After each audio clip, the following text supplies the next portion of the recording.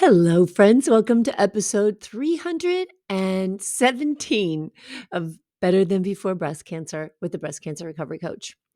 It is a cold, stormy, windy, rainy, crazy rainy day here in Southern California.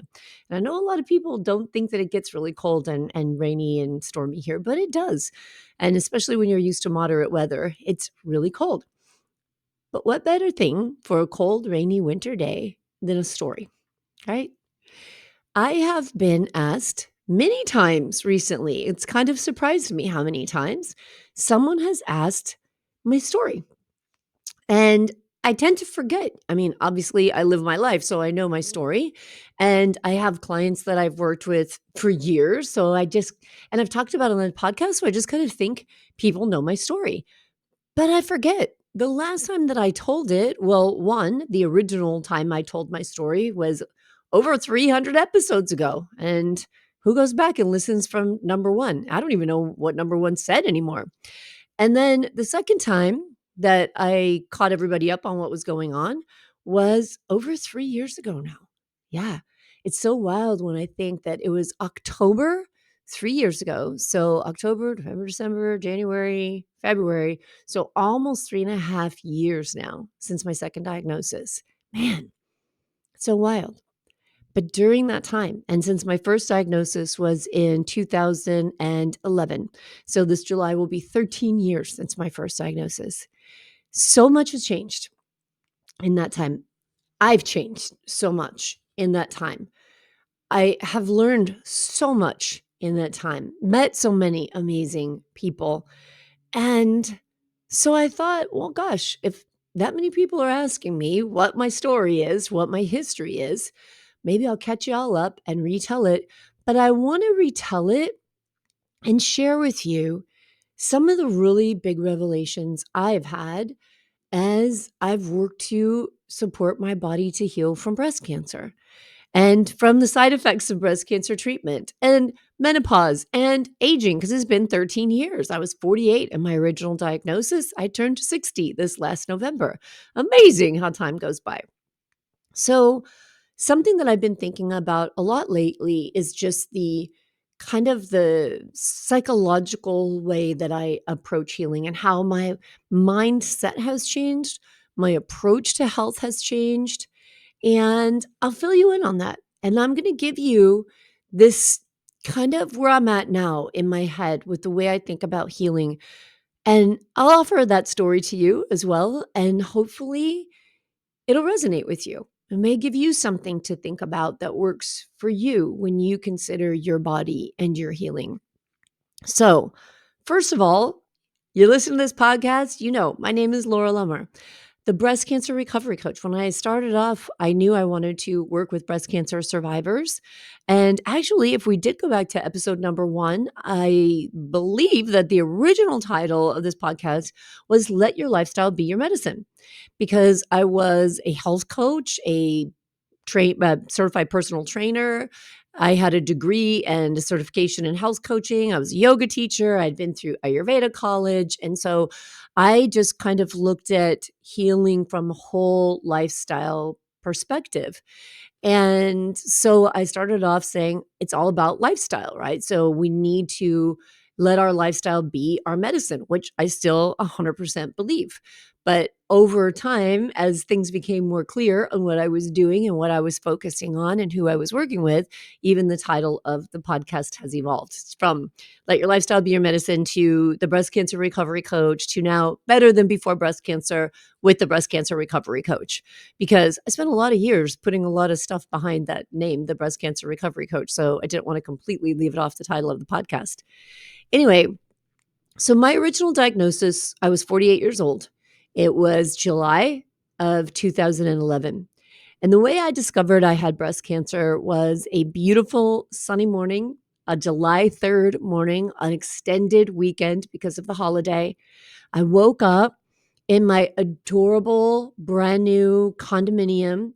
I had recently been divorced. I recently left, I think it was like we were coming up, I think, on 12 years of marriage. And I had left that marriage in December of 2010. and this was July of 2011. I woke up, kind of had that moment where you run through, where am I at? Where do I have to be? What time is it? What's going on today? And realized, it's a holiday. I don't have to be anywhere. I can just stay here and just take in how wonderful it is. And the sun was coming through my window, and I rolled over. And as my arm fell across my chest, underneath my wrist, I felt a lump in my breast. I have very small breasts, and I felt a lump in my breast. And I thought, oh my God, this is not good. Immediately, my heart dropped. My brother had died from testicular cancer in 1993. He was 32 years old. And so there was definitely some trauma around cancer. And the only real intimate experience I had with cancer was that of what I watched my brother go through. And it was horrifying. It was absolutely horrible. Back in 1993, when I think about what we watched him go through, what he went through as far as treatment and his body's reactions to the treatments that he was subjected to, and his cancer was very advanced when they discovered it. It was metastasized all through his body, his brain, his lungs, everywhere when they discovered it. So he died 6 months after his diagnosis. So when I found that lump, I immediately knew something was very wrong because I didn't have cystic breasts. I'd never had a lump before.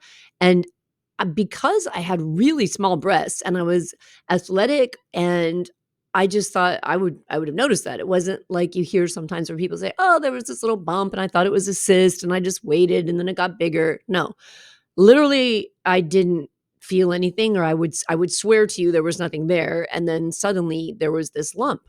And when I stood up to really look at it, it was close to the surface of my skin and towards the front of my breast, and so it protruded. I mean, you could see this sucker, and I was thinking like, "Where the hell did that come from?" So, I couldn't call anybody. It was a holiday. I want to say I believe it was a Monday. It was a holiday weekend. I think it was Monday and maybe 4th of July. I was on to Tuesday. Pretty sure those were the days that year. And so I needed to wait the 3rd, the 4th, and the 5th, I was back at my doctor's office. I called the doctor. I said, "I need to get in." She felt my breast. She said, "We need to get you in for some further tests right now." And they sent me over for a mammogram. They did an ultrasound and a biopsy, all bang, bang, bang. As far as I remember, sometimes memories change over that long, but I remember it all happening within a day. They just sent me from one place to the other. And I waited, maybe it was a couple days, because I waited, and it was July 11th. I was at work and I got the phone call from my doctor, and she said, "You need to come to my office. We've got the results back. We need to talk." And I asked her, of course, "What do they say? Just tell me." And she said, "You need to come into the office so we can discuss it." So of course I knew then something was very wrong. And I was diagnosed with breast cancer. I don't know that they staged me at that time. And let's talk about trauma. My doctor was a naturopath. So she was an MD. So she was covered by my insurance, but she practiced naturopathic medicine. And in naturopathic medicine, as you know, if you listen to this podcast, they don't treat disease, right? It's not like you're going to an oncologist who's treating cancer. In naturopathic medicine, you're treating the body. You're looking for imbalances in the body and correcting the imbalances in the body. So when she discovered that I had breast cancer, she said, "Well, I don't know what to tell you. I haven't worked in allopathic medicine in many, many years. You should probably go home and Google what to do next." And I was floored. Seriously? Go home and Google what to do next. You just told me I have cancer. And I didn't know anything about breast cancer at that time. All I knew about cancer is what I just shared with you about my brother. I went out and I sat in my car and I thought, is this it? Am I going to die? Is Did this lump, because there's cancer other places in my body? Because that was my experience with my brother, right? It was through his whole entire body, and then they discovered the primary tumor was testicular. And I didn't know what to think. I had no idea. I thought, is this it? Does it start here and move throughout the body? Is it everywhere else in the body and showed up here? It was very scary. And I went home and I didn't tell anybody for a while. I was trying to figure things out. I was trying to figure out, what do I do? Who do I talk to next? This was Well, 2011. So I was like, well, okay, I will Google it. I don't know what to do. Do I call an oncologist? Do I call my primary care doctor? Do I call a surgeon? What the heck do I do? And I just wanted to get this thing out of me, right? And at the time, my youngest son was 12 and my daughter was 17, and my two older boys had already moved out of the house. So I was a single parent, two kids at home, and I finally was trying to figure stuff out, and I ended up calling my younger sister and telling her. And you've met her before on the podcast. I've interviewed her as we talked about our Mother's Day experiences. She's also a cancer survivor, cervical cancer. A lot of cancer in my family, huh? But only in this generation. Isn't that interesting? Right? No cancer in my grandparents, great grandparents that we know of. Wait, yes, my mom's mom also had cervical cancer, but both that and my sisters were HPV driven. So, which is something you should look out for if you have HPV, by the way. Anyway, thank God my sister knew someone who was a mentor at the local hospital. And she was a two-time breast cancer survivor. And she mentored in the program that I also mentor in now and have for many years in Women Guiding Women.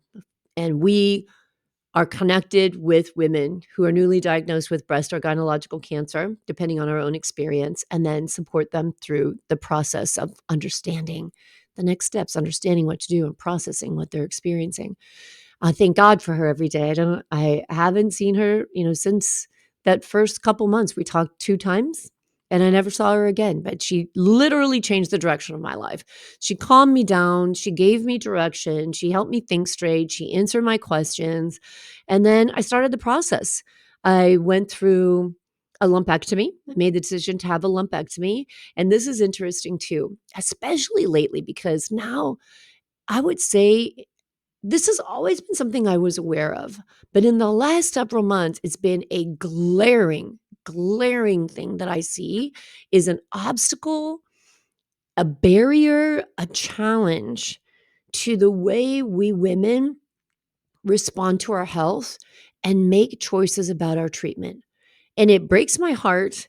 And one of the things that I hope to be able to do in the future with my business is to address this and to help women with this. But I made the decision to get a lumpectomy because of money, really. I was a single mom. The downtime was shorter. The recovery was less. And my doctor said, you can basically expect the same outcomes, whether we do a lumpectomy or a mastectomy or a bilateral mastectomy. The studies say you're going to get the same outcome. And I did trust my doctor when they told me that. But really, the motivating factor was how much downtime. How much sick time do I have? How much is this gonna cost? I had insurance through my employer, but obviously I still had co-payments and premiums and all of that, and had to take care of my kids, right? So I did the lumpectomy, and in the post-surgical pathology, they found out that they did not get all the cancer. There was DCIS surrounding, which is stage 0 cancer surrounding the tumor. The tumor was a stage 2 tumor, and it had moved into some of my lymph nodes, so it was stage 2B. And they told me that I would have to do chemotherapy because it was in the lymph nodes. And I did do chemotherapy. I did TAC chemotherapy. It was brutal. I did 6 rounds of it, TAC every 3rd week. I had 3 weeks off, 1 week on. And I finished my last treatment in December of 2011, December 30th, 2011. During that time, so I think I found out first that it spread to my lymph nodes, and then that while I was in chemotherapy, that they had not gotten all of it, and they wanted me to go back and do a bilateral mastectomy.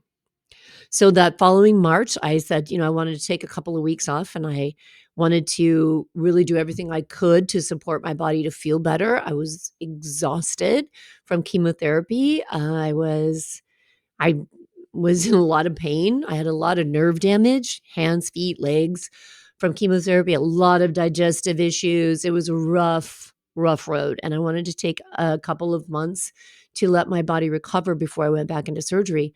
So we did the bilateral mastectomy in March of 2012. And then I went through reconstruction after that. So we wrapped it up. I finished everything, which was meaning everything, reconstruction, nipple tattoos, all of that was done mid-December 2012. And I remember having these December dates. I think I've talked about this on the show before, knowing that I had this future vision to be done, right? To have cancer behind me. And I was going through chemotherapy. And in December, my immune system was so low. My white blood cells were basically non existent. They put me on prophylactic antibiotics. And they said, well, we're not sure we're going to be able to do this last treatment. We might have to put it off a couple of weeks until your immune system builds back up, your blood count gets back up. And I was determined. I was like, there's no way. I'm not doing chemo in 2012. I just to me, it was like there was an end date, right? The end of the year was this barrier, and on the other side of that barrier was getting back to life again. And I was so excited to be done that in my head I had committed and said, whatever doesn't get done by the end of December ain't gonna get done. It's not happening. I'm not doing it. And I was able to do it. I was able to have my last chemotherapy treatment. And so I was done with chemotherapy. And that's when this whole party really got started, to be honest with you. I was so excited. And as I've shared before, I had going into chemotherapy was terrifying for me. I didn't want to go. I could remember my brother's experience. And as his experience was, he had to check into the hospital for his treatments.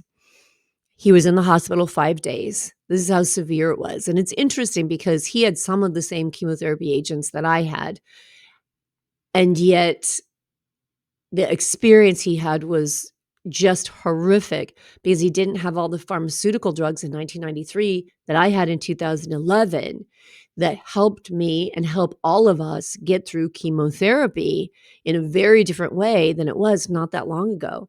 So he would be hospitalized for 5 days because the chemo was so incredibly toxic and so strong. And they told us, if the cancer doesn't kill him, the chemotherapy will. And that was kind of the way it was for a long time. My husband's father also died from leukemia. Well, was being treated for leukemia and died from overtreatment from the chemotherapy, which caused internal bleeding. So, chemotherapy is tough, and we're very fortunate these days to have the pharmaceuticals we do have to get us through. There was one that I would take, I don't remember the name of it, but it was these 3 pills, and I would take one as soon as I would sit in the chair before they would start my drip. And then I would take it each day for 2 days after that, along with other things, steroids and stuff. But this one in particular was a pill that was designed to disconnect the signals from my gut to my brain. Imagine what that did to my microbiome, right? But hey, I mean, we do what we do to live and get through these treatments. And it would prevent my gut from sending the signal to my brain, letting the brain know that I was nauseated. And it worked. And it was one of 3 different medications that I would take for nausea. But I was on a lot of meds, and when I finished chemotherapy, all I could think of was, I can't wait to throw this baggie away. And I remember going into chemo, a dear friend of mine said to me, because she knew my mentality about health, and I was that person who's like, you don't take aspirin, you don't take anything, everything's food and everything's exercise. And she said to me, you've got to give yourself permission to be comfortable. I feel emotion coming up just talking about it. She said, you've got to give yourself permission to tell the doctor everything you're going through and to take the drugs to help you be comfortable, because what you're going to go through is very challenging. Let yourself be comfortable. And I think the emotion comes up now because it was a big growing thing for me when I started suffering horribly in chemotherapy. It was like admitting weakness, right? We have all these stories we go into treatment with. And, my story was, I'm strong, I'm athletic, I do triathlons, I lift weights. Like, I just saw myself, my identity was very much tied to physical health and physical strength. So, doing that work and allowing myself and forgiving myself and giving myself permission at that point in time with what I knew then to take these drugs to allow me to continue what I believed I needed to do, which was continue to work, use as little sick time as possible. I put myself through hell. I would do it completely differently if I could go back, but that is what I did then, and I don't regret it. I did the best I could with what I knew. And I want to share that because I know that's common for a lot of us. We learn things as we go along. And as we learn things, we look back and go, oh, wow, had I known that, I would have done this. What did that end up doing to me? But we don't get to go back. And we make those decisions out of fear sometimes, out of desperation, out of desire to live, fundamentally, out of desire to freaking live. And so, whatever you do, because you believe it's the right thing for you, because you want to live, it's okay. If you did things and now you realize that damaged your body in some way, you didn't know better or you would have done better, and it's okay. And I think back, there was a lot of years when I finished the treatment that I just was so angry at my body because going through menopause, I gained a lot of weight during chemotherapy, which blew my mind, right? I had no idea going into chemotherapy people could gain weight. I just always thought chemotherapy would make you emaciated and sick and bald, and I would look like Gollum. But I didn't. I looked like some corn-fed farm girl when I got out of chemotherapy. I gained a lot of weight. And I was determined to get right back in the gym, to get right back started, everything, and it just didn't work. There were years that I went through the struggle of trying to figure out how to get this weight off of me. And now I look back and I realize how much stress I caused myself. No wonder it was so difficult to lose weight, because my cortisol, which I can say now must have been through the roof at that time, when I did eventually go back to another naturopath and got tested, it was through the roof. My cortisol was so high because I was so hard on myself. And I coach women all the time who have this belief, some belief, whatever belief it is, tied to their identity. And they believe they have to be strong in whatever their version of strength is. Are they the emotional rock for the family? Are they physically elitists, right? They're the physical athletes, physically strong, and have a lot of beliefs tied to that. Chemotherapy, breast cancer treatment, cutting parts of your body off, these things make you rethink. And I think that's why it's such a big struggle to know yourself again and allow yourself space to love yourself again, because you kind of really have to let go of your identity and get to know yourself again. And people say, it's my new normal, it's my new normal. And I don't know why. I just don't think that captures it correctly. And I think that that phrase, I don't know what it is. It brings up a lot of resistance in the people that I work with. It kind of brings up resistance in me too. And in my experience, I would just say that you just have to get to know yourself again. You have to get to know your body again. And you have to learn to love your body, to let go of some of the things that you attached your identity to, and to really dig deep into understanding what it means to love your body. And I know we talk about that. People say, just off the cuff comments like, it's about looking good, liking the way you look. That is so surface. That is not what I mean. I mean, there's a lot of things about the way my body looks that I could look at if I chose to and says, I don't like the way that looks.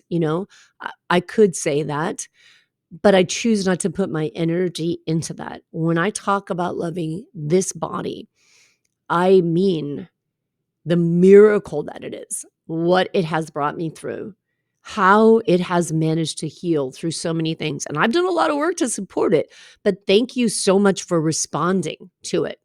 Thank you so much, body, for being 60 years old and going through everything it's gone through and still here and still kicking and still doing its job to heal itself. It's pretty freaking amazing.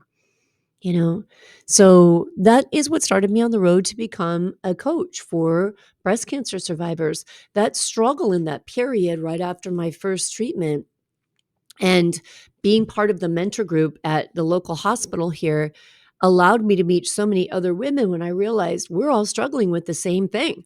We're all struggling, this mental, emotional component, the depression, the anxiety, the fear is so real and so common. And yet, when I would go to my doctors and complain about it, and I did complain, and I'm like, oh, this is how I feel, and this is what's going on with my body.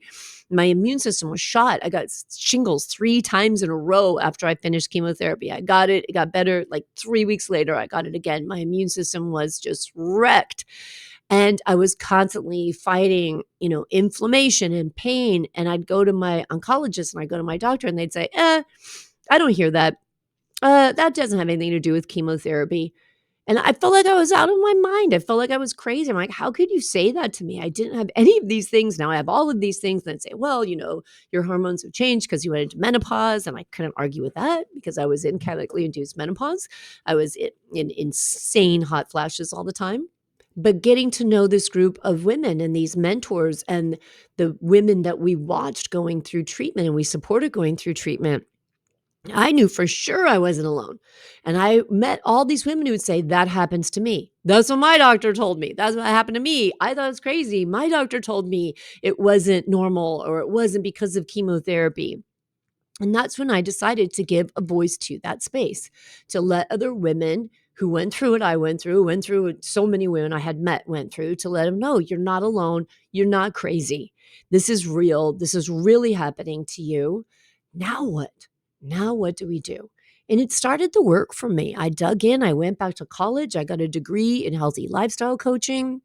I dug into every certification I could get my hands on, reading, studying, everything I could about the body, about health, about cancer, about mental, emotional healing, self compassion.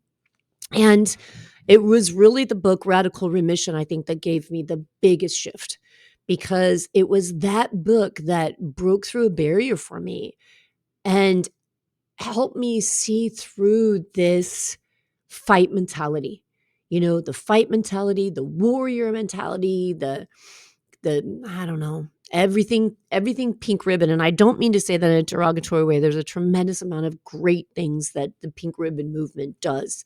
And there's a tremendous amount of need to feel like a survivor and a warrior at times, right?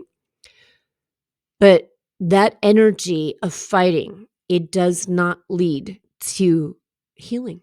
It just doesn't, in my experience and in the experience I've had with every single woman I've coached who's had cancer.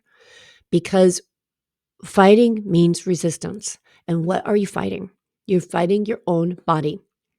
And when I heard the story in Radical Remission of one of the people in that book who started to send love to his cancer, that is what blew my mind. And it got me rethinking things. And then it got me reading and looking into people who had healed. And that is, I read those stories and I went to summits and I listened to podcasts and I was like, these people are healing from cancer. And there's a lot of them out there. And they're all saying the same thing, that they learn to love themselves, that they learn to care for themselves by radically changing their diet, by trusting their intuition, by building their spirituality, by building their communities, by building their support network. So basically connecting, right? So little of it. I mean, diet, exercise, and supplements were a part of it, as was medication in many cases. But the really big part when you read all these stories was the emotional, mental healing that went on. And it was when I realized I needed to shift that. I had a lot of stuff I needed to let go that I was holding on to, that I was angry, that I was resentful, that I was fighting cancer and cancer was my own body. That was a huge change for me, a huge change. And I look back now, it's one of those things where I think, wow, I can't even believe that I thought the way that I thought, right? It's like when we learn better, we do better. And then when we do better, we look back and we think, how did I believe this other way? How is it possible that I was treating myself that way and didn't even know it? Like I wasn't aware of how hard I was being on me, of how hard I was pushing my body. Holy crap. I remember a time I was going to the gym. I loved Orange Theory, it's high intensity interval training. And there was one that was literally a couple blocks from the house that I lived in at that time. And I would walk there so I could get in extra steps because everything was about steps and biometrics. I had, all of these meters on me, always measuring how many calories I was taking in, how many calories I was putting out, just trying to figure it out from a personal trainer perspective. Calories in, calories out, muscle, inflammation. I was so stuck in the physiology of what was happening in my body that I was overlooking what I actually needed. And that was self care. And that means gentleness. It means kindness. It means allowing myself to feel emotions admit emotions, release emotions. That was a huge part, and that didn't go along with my identity of being strong. It wasn't just strong in the gym, strong in exercise, strongest girl in the gym, strongest woman. I needed to lift weights with the guys. It wasn't going to be good enough if I wasn't stronger, wasn't the best. And stuffing emotions comes along with that, or came along with that for me, that mentality of not being vulnerable, of not being emotional. And I realized that wasn't helping me heal. It was actually hurting me. It was actually doing harm. So I started doing different work. Now, it's interesting because in 2020, so my story goes on, in 2020, I was already coaching people. I had started the podcast in 2017. I really wanted to get this message out. I just could visualize it in my head, just like a radio frequency, and just seeing that message go out everywhere it could in the world through this podcast and let women know you're not alone and there's support available for you. And it's okay to feel. And it's okay to love yourself, and it's okay to stop judging yourself, and it's okay to stop hitting the highest bar and the highest standard all the freaking time. And it's okay not to be everything to everybody, because people can take care of their own shit sometimes, right? It's okay. I really desperately wanted that message to get out there. And I was so happy. And I started coaching women. And in 2018, I went through a really rough time in my personal life. One of my children, my husband in his business, and one of my kids in his personal life. And I say I went through it because I was still at that time very attached to the idea that what he was doing, what was happening around me, was causing me stress, was impacting me in a way that I didn't have control over. I didn't really get it at that time, as I do now, that it was what I told myself about what was happening with my son in his life, with my husband in our life and in his business. And I had old stories that tied me to this belief that I had to be impacted by the suffering of people I loved. And I don't mean that to sound like cold, like, I don't care what happens to you. That's not at all what I mean. But I was making myself sick because I was so in worry, and it was affecting my sleep. It was affecting my digestion. And I thought I was working on it. I was kind of working on it, but I didn't really know. I didn't really get how much more work I needed to do. And so then we all went into lockdown in 2020, right? So 2018, 2019, they were challenging. They were difficult, emotionally difficult years. And at the same time, isn't this just life? They were emotionally wonderful years, because I started this business, and what I was doing was growing and thriving. And the women I was connecting with were amazing. And I was loving what I did. And I launched my 10-week program, the 4 Pillars of Breast Cancer Recovery, which is now a 16-week program, which then was called Revivify, Breathing Life Back In After Breast Cancer. And I launched this program 3 times, and almost all the women who joined that program are still with me to this day. And I just love them dearly. And so many others have come into my life since then. But we were all on lockdown, and I was out exercising one day, going for a walk. I was walking out at the beach, and I went over to the showers at the beach, and I went to wash my feet off and to wash the sand off my feet. And I had flip-flops on. And as I stepped into the shower area, I slipped in a puddle, and I slammed down on my hip and my back. I just hit the cement, knocked the wind out of me, and immediately in excruciating pain. Like when you see cartoons and they show stars circling around somebody's head, that was me. I thought I broke my hip. Immediately, I thought that's what I had to have done. This was horrible. Now, let me just rewind a little bit, because during 2020 was the year that I would go back for. At this time, I was getting my checkups every 2 years, right? I would do blood work once a year, and then I would do scans every 2 years. And I did scans because initially there were nodules in my lungs. And then, of course, many of you have probably heard that my oncologist said, you live in California, you live in the United States, almost everybody has little tiny nodules in their lungs. And so they would watch them every 2 years. They never grew. They were just always there. It wasn't anything malignant. But every 2 years, I would get a scan. And it would be April was my time to go and do it, and everything was shut down. You couldn't go to a doctor. And I wasn't worried about it, right? Because 2018, I had my scans, I had had my blood work, everything was good. I was healthy, I felt strong, I felt great. And then I started getting these weird things happening to me. I had a lot of aches and pains in my bones, in my hip, and in my back. And I'd lay down in bed at night to go to sleep, and my bones would just ache.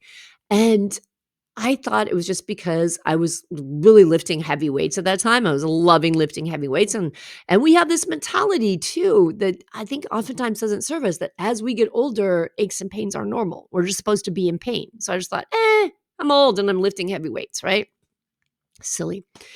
And then one day I went to the beach. I stepped off of a little, like a sandbar, and kind of like when you step off a curb and you don't realize how far you're stepping, so you kind of jar your back a little bit. I did that, and my back hurt so bad. And I went to see my sister-in-law, who is a chiropractor. She was my brother's wife. And as I laid on her table to get a chiropractic adjustment, she said, "There's a lump sticking out of your back." And I was like, "What? What are you talking about?" So right in just a little below my shoulder blades in my thoracic spine area, there was a lump. Looked like a freaking softball sticking out of my back. I went to the doctor right away. The doctor felt it. She said, "Let's go get an x-ray." And got an x-ray. She said, "There's nothing there." The results came back. There's nothing there. I said, so there's a lump sticking out of my shirt. You could see it through my shirt. That's how prominent it was. I said, "How could you tell me there's nothing there when I can see it sticking out of my shirt? What are we talking about?" And she says, "Well, maybe it's just fluid. Maybe it just swelled up because of the way you stepped off, you hurt your back. Let's give it a few days and see if it goes away." Okay. Well, it did. Went away. All right. So I just went on with my days and happy go lucky. And I woke up one morning. I went in to brush my teeth. I looked in the mirror, and half of my forehead was so swollen. It was unbelievable. It was, what is that, the show The Goonies, and there's a character in The Goonies, and I looked like that character, like my head was so swollen. It didn't hurt. It wasn't discolored. There was no mark on it. It was just swollen. Called my doctor. I said, "Something's wrong. I gotta come in." I even sent her a picture because, again, it was lockdown, so not easy to get in. And fortunately, I knew, these doctors well. And so they said, "Okay, come in. We'll look at it." And she looked at it. She says, "You must have just like bumped your head when you were sleeping." I said, "I didn't bump my head. I'm not drinking. I wasn't drunk. And if I bumped my head so it would swell this much, there's no way there would be no mark there. I didn't bump my head on something." She says, "Well, let's give it a couple of days and see if it goes away." So we did, and it went away. So during this time, my shoulder is also hurting. So when I go to bed at night, only when I go to bed at night and very random, my right shoulder would hurt, but I'm already like aching in my hips, and my right shoulder's hurting, and it would wake me up. It was really, really painful. And there were some nights I just couldn't sleep because the pain was so bad. It would wake me up in the middle of the night, and then I couldn't lay back down.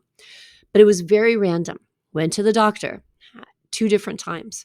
Both times she sent me for x-rays. Both times the x-rays said nothing wrong. Okay. So all this had happened in 2020, a little bit in 2019, and now all of that in 2020. And so here I am, I fall, and I'm in excruciating pain. And I'm thinking, "Oh, I freaking broke my hip. I cannot believe I did this." So my husband helps me get to the emergency room because I'm in so much pain. My body is literally shaking. I mean, it was horrible. I get to the emergency room. Thank God they gave me Toradol. They had Toradol, which is like when I've been in my worst pain, Toradol has been amazing. It's like a liquid ibuprofen. I know it does stuff to you that is not ideal, but for me, it was better than opiates. And the pain was mind numbing. So they gave me Toradol. Thank God it helped. They did an x-ray of my hip. They said, "No broken bones, no fractures. You probably just bruised yourself. Probably a big bruise is going to come up," because there was no bruise on my hip or my back at that time. She says, "You'll probably get a big bruise come to the surface. It's going to hurt for a couple of weeks." So I said, "Okay." So she gave me some Toradol to take. They gave me a prescription for some Toradol because I told her I don't want to take opiates. I work, I have stuff to do. I can't take those things and stay awake.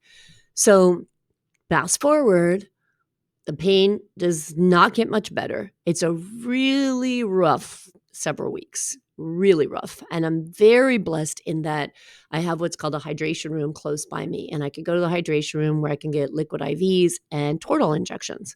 And so that's hard on your kidney. So you can't do it frequently. But when it would get so bad that I couldn't take the pain, I would go get Toradol injections. And I was like, when is this thing going to heal?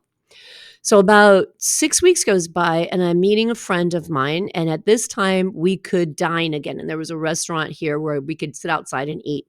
And she came to meet me for lunch and I limped up to the table and she was like, "What's going on? Why are you limping?" I told her.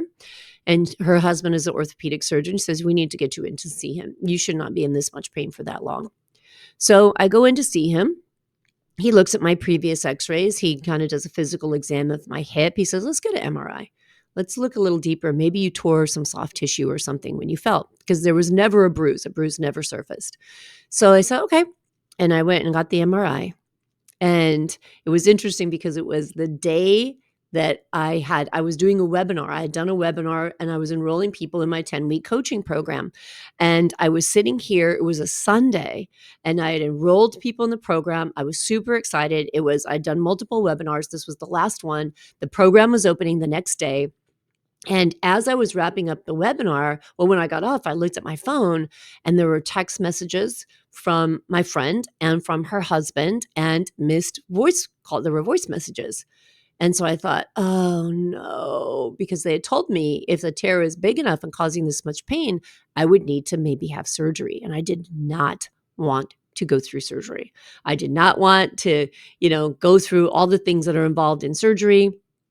And so I called him back and I called her husband, the orthopedic surgeon. And he answered the phone. He's just the nicest guy ever. And he's like, "Hey, Laura, how's your pain?"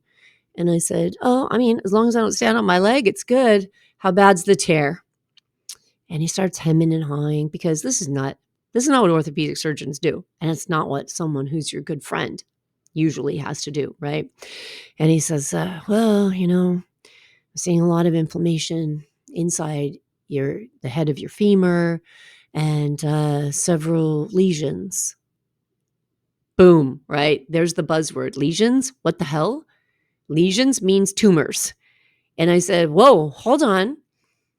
Are you trying not to tell me that I have cancer?" And he says, "Yeah, it looks that way."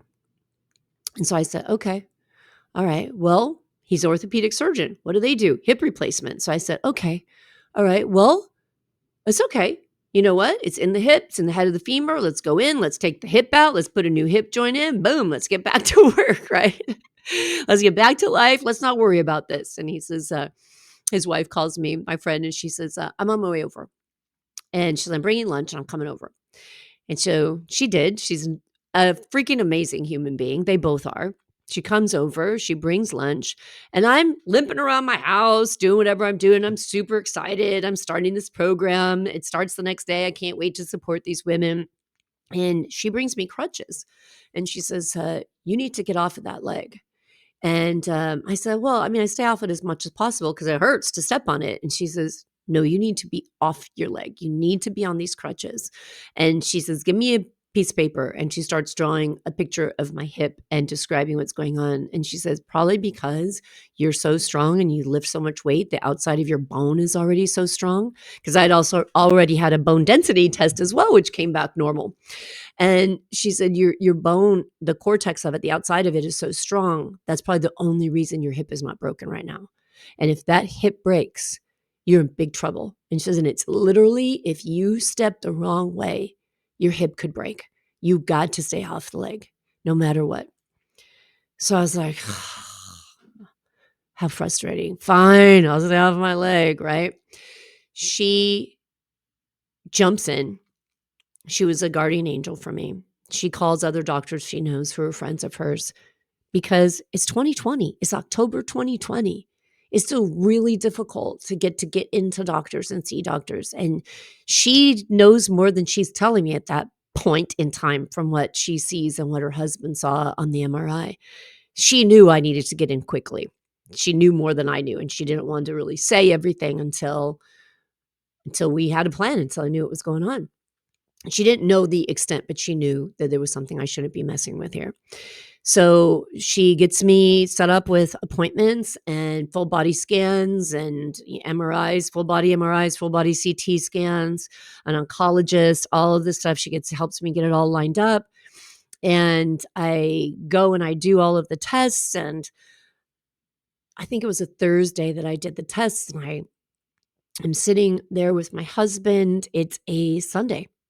And I'm going to go see the oncologist the following Wednesday to get the diagnostic results.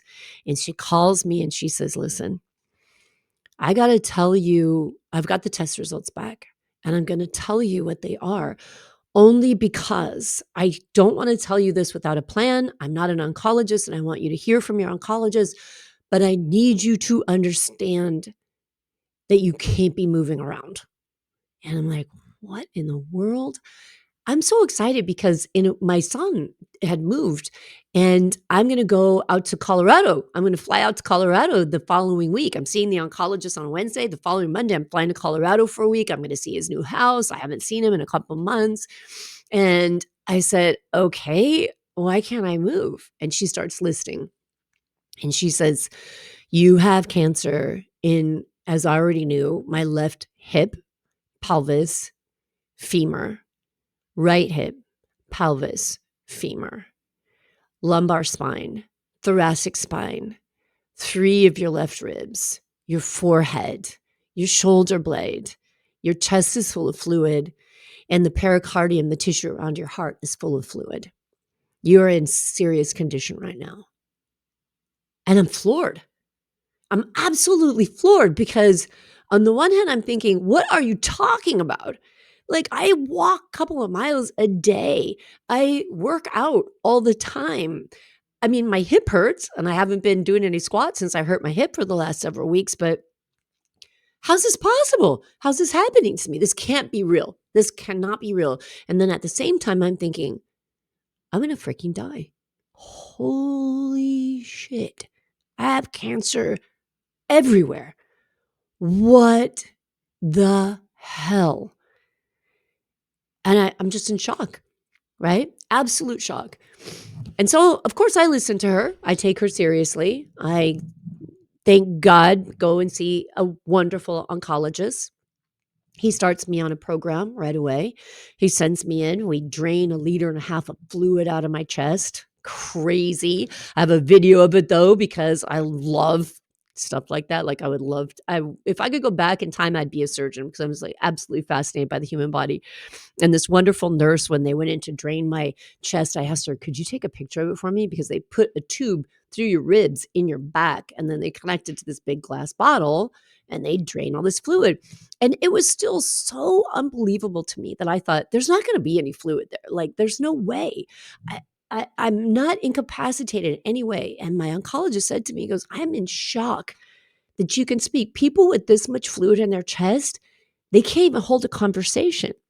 He says, when I saw your diagnostics, I was going to hospitalize you. I was prepared for this appointment to send you to the hospital. That's the condition you're in. And I'm like, well, I don't have time to go get all this stuff done right now because I'm leaving for a trip to Colorado.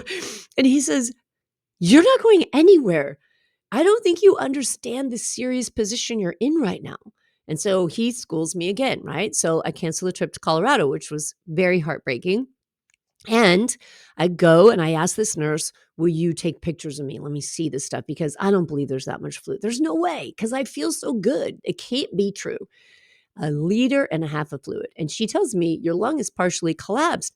And as we drain it, once we get the fluid out, your lung's going to start to expand and you'll start coughing. And in my head, I'm thinking, it's not going to happen. That's not going to happen. And sure as hell, it did happen. She fills up a bottle. She hooks up another bottle and she set up my camera so she was videotaping. She says, you want me to videotape it? I was like, yeah, videotape it. That's so cool. She videotapes this. And 1.5 liters of fluid. And sure enough, once my chest is empty of fluid, I start coughing. And I thought, unbelievable. This is unbelievable. How is this happening to me? But it was happening. And this is another thing where I come back and it's hard sometimes for the brain to connect, right? We have our identity. We have what we believe is our life, But then what is our life is our life. And I sit here and go, whoa, like this is actually happening to me. And then after I see my oncologist, after he sends me to go, we have a biopsy. So the reason my shoulder was hurting was that there was a 5.5 centimeter tumor in the lymph nodes in my shoulder. Never showed up on any of the x-rays. Me being naive, not being a medical professional, I would think. And I always felt safe because I had had x-rays on my spine. I had multiple x-rays on my shoulder. And so I thought, well, I don't have to worry about cancer because I've had all these x-rays. And I believe I had one ultrasound in there too. Either way, whatever it was, I thought they've looked at the inside of me. So I'm good. I don't have to worry about cancer. I don't know what's going on, what's causing this pain, but it's not cancer because it would have shown up. But it didn't show up. They didn't see the tumor and all the tumors throughout my spine. And so I was told I needed to go in and have radiation. So part of the problem was my thoracic spine, where the big lump had come up, where they told me there was nothing there. Those vertebrae, all there through T5 and T12, the vertebrae in my thoracic spine, all had a lot of cancer in them. And I was on the edge or the verge of what they call a cord compression, which could have paralyzed me. And because of all the swelling and the tumors and stuff in there. And then I also had more cancer in my lumbar spine in the L3, 4, and 5. Suddenly things made sense, right? The swelling that happened in my thoracic spine was because there was cancer. The swelling on my forehead because there was cancer on my forehead. The pain in my shoulder because there was a tumor there. And I just thought, how did this happen? How did this happen? Like I just had a clean bill of health in 2018, April of 2018. Everything was good. I don't understand how this happened. Well, my friend calls me back and she says, listen, did you have a conversation with your oncologist about your 2018 scans? No, we just looked at the 2020. We talked about, my plan. And she says, I don't know if I should tell you this, but if, it was me and it was my personal history and my personal body, I'd want to know. So I'm going to tell you. She says, in your 2018 scans, you had a 3.5 centimeter tumor in your lymph nodes. And it didn't make it into the report. So when the radiologist does your scan, they look at the pictures, they write a report dictating or translating what they see in the picture, and they send that report to your oncologist. Well, the radiologist who looked at that scan did not write that I had a tumor in my lymph nodes. So in 2018, this chest, abdomen, pelvis CT scan showed my bones were all clear, but there was a 3.5 centimeter tumor in my lymph nodes, which was now 5.5 centimeters. And now cancer had spread through all my bones. That was another blow to take, right? Just making a really tough decision because I knew at this point, I got to watch my emotions.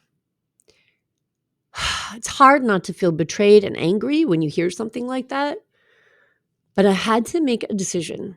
I felt I had to make a decision for me because I know me and I know when I go into something, I go all in.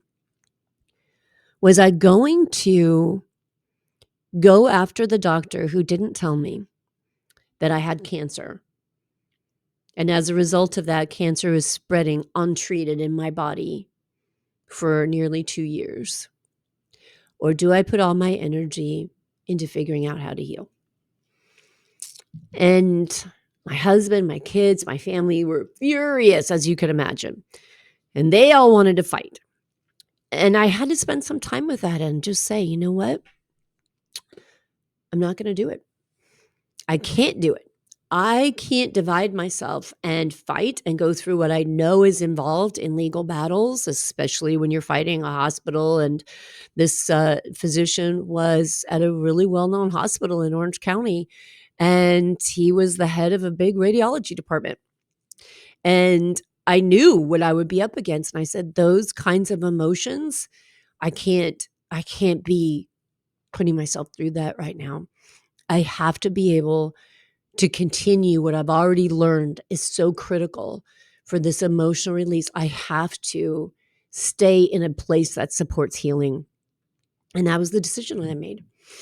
And this was October 2020 that I was diagnosed. I found all this stuff out, I don't know, over the course of the next couple of weeks.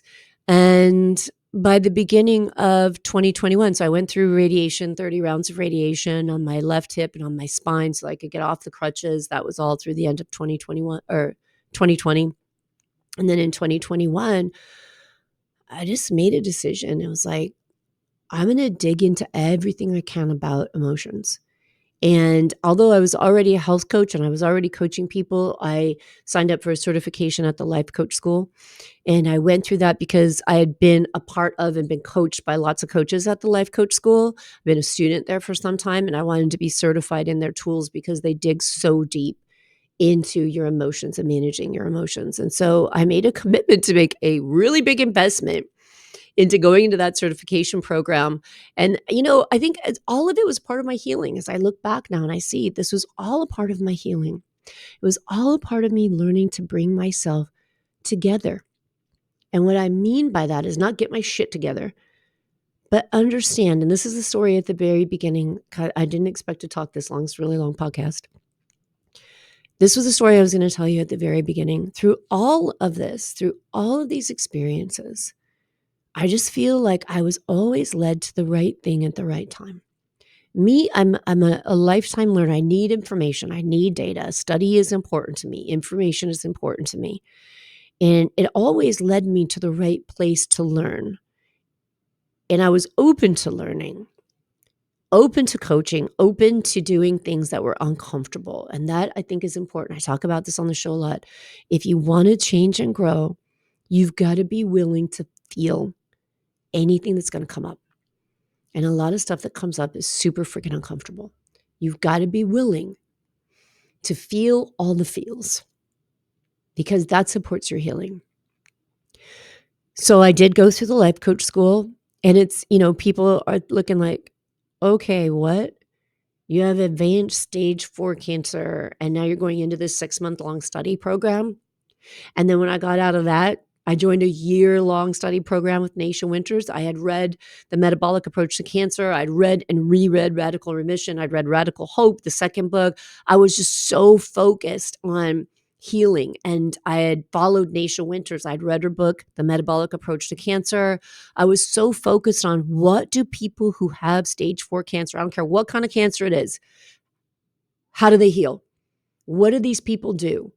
And I found so many fantastic stories, and I was like, that's what I'm going to do. I'm going to keep figuring it out. I'm going to keep going deeper. I know that nothing is uncurable, that bodies heal because I see it. I read the stories. I meet the people. I've met the people. And, when I would talk to my oncologist about it, he won't talk to me about that, which is fine. That's not his belief system. It's not the world he lives in. It's not the world he works in, but his world is not my world. He's my advisor on one end, and I have lots of advisors for different things because life is just not seen through one lens, and I don't want to see it through one lens. So I decided when I finished life coach school, I went into a year-long training with Naisha Winters. I got an email one day that said she was opening this program and she was training people in the metabolic approach to cancer. And I was like, boom, I'm in right now. I'm down. And I think my husband must have just thought I was crazy, but he's amazing and he'll do anything to support me. And I just said, I got to do this. I have to keep doing this. And I honestly believe that part of my healing has been the commitments to these programs. Like, I'm invested, right? I'm invested. My time is invested. My money is invested. I'm doing this. I'm not dying. I'm not going to give up anything. I'm going to get through this. I'm going to figure this out. I'm committed for this amount of time, right? So it kind of helps me to always have this aspiration and this future thing that's exciting. So I continue to learn amazing things on a regular basis because I'm in the Metabolic Terrain Institute of Health network. And so it's an ongoing support mentorship program of learning through Naisha, through the doctors that she's trained. It's absolutely fascinating. So I do that and I learned so much about taking care of my body, the kind of things to look at. I've learned so much about labs and about genetics and about myself. So I just go deeper and deeper and deeper. But we also talk constantly. When we see a big change, and when I say we, when we're doing a case study inside this network, and we're looking at a patient who's maybe suddenly had a dramatic change, one of the first things that gets asked is, what happened in that person's life? Did they go through an emotional release of some kind? Did they experience a stress of some kind? And it's amazing to listen to these stories and hear how the experience, the emotional experience of life affects the physical body. And so I'm going to wrap this very long podcast up with sharing this with you. This is what, over all the study I do, over all of the things that I do, this is the one thing that has come to me that I really cling to, that has helped me. When I say bring myself together, this is what I mean. So my story is, cancer is a cell in my body that's gone wrong. And I picture it like, our body is all these living things. It's bacteria, it's organelles. Like, the cell is a fascinating world of living things that are functioning, and everything has its own responsibility, and it responds to different things. And they send chemical messengers back and forth. It's just absolutely incredible how our body works. So I think of all that life force in me. I think of what an incredible community that is to work together, right? All these cells work together. They have their own functions, but they also have integrative functions. And they work together and they fulfill their role, but they support other things in their role. Everything works together. And I sit and I meditate on this. I visualize my body as this working community. And then I think of the cancer cells and I think, what does that mean to me? On an energetic level, it means to me, this cell is not part of the community. It's not doing its job right. It's not participating. It's not supporting the rest of the community. Something's gone wrong. And I could be angry at it, right? I could be angry and say, work right, you damn cell, right? I could be angry and say, get it out. You're not part of the community. You're ostracized. You don't belong. But I've shifted my thinking. I say, okay, what about people I meet where they're really sad, really negative? We call them toxic, right? When you meet a toxic person, I may not want that person around me because that energy doesn't feel good. And if that person isn't willing to work on their self-awareness and their behaviors, that's not something I want to expose myself to. But I want to think of them in such a way that I think, what's happened to you? You know, what's your story of your life that's brought you to this point where your energy is so angry and negative? And I think about that with the cell. I'm like, okay, my cell is sick and it's not working right. And I want the community to come together and support that cell. I don't want it to be pushed away, like I was just saying, like there are some people who are so negative. You're like, whoa, I got to move away from you. And I try internally to focus my energy on going to those cancer cells and not being repelled. That's the right word. Not letting my other cells be repelled by the toxic things that the cancer cells put out, but to learn to say, I'm coming in, right? We're coming in and we're going to love on you anyway. And we're going to heal you. And we're stronger, right? Than the normal functioning healthy cells. I have a lot more of them, are a lot stronger. My tumor markers are lower than they've ever been in almost 3.5 years. They're in the normal range of what a normal non-cancer person could have in their body. Freaking amazing, right? And I feel like that work, because it's a lot of work, even to think about on a cellular level, to think about my body on a cellular level like that. It's a lot of work to not be repelled. And I feel like doing that work for me has caused me to do a lot of work on releasing negative emotions, negative thoughts about not just me and my health, but other people, other situations, history, past experiences, because you can't do one and not the other, right? And when you start doing the internal work, it starts to grow. And then you start to see it. It starts at this microcosm and it grows out into this macrocosm. And you just evolve with it. And that's where I'm at in my healing journey, right? I'm so excited to be able to share everything that I've learned over the years, that I practiced, that I can continue to study and learn as a metabolic health advocate, as a life coach, as a health coach.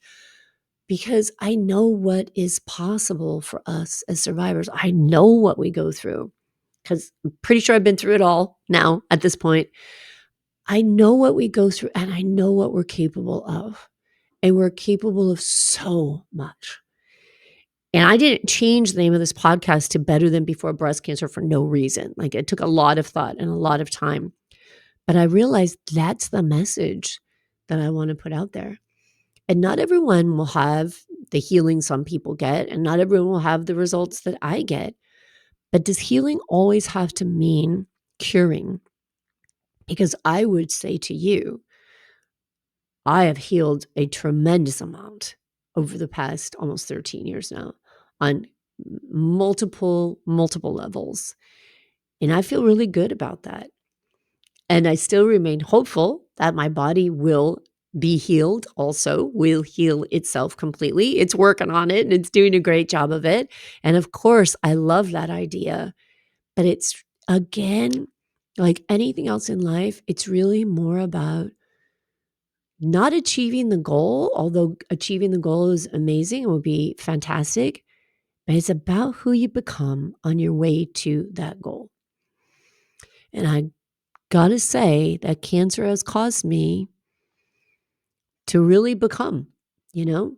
Cancer has been the catalyst in me making a decision to evolve. Yeah. And that's my story. That's where I started. This is where I'm at. This is what I believe. And this is what I love to put out into the world and share with others. So if that helps you in any way, gives you ideas, resonates with you, questions, you feel like you could use some of that support or you're on the same journey, you know where you can find me and work with me. You can find me and DM me on Facebook and Instagram as the Breast Cancer Recovery Coach. And you can work with me in my Better Than Before Breast Cancer life coaching membership. And very soon here, very soon, I think like by next week's podcast, you're going to hear the announcement of my metabolic health coaching program, which is getting ready to open. And I'm very, very super excited about that. So details coming soon. All right, friend. Take good care of yourself. Thanks for hanging in there with me if you hung in till the end and listened to the whole story. And I hope someone in some way. All right. Take care. I'll talk to you soon.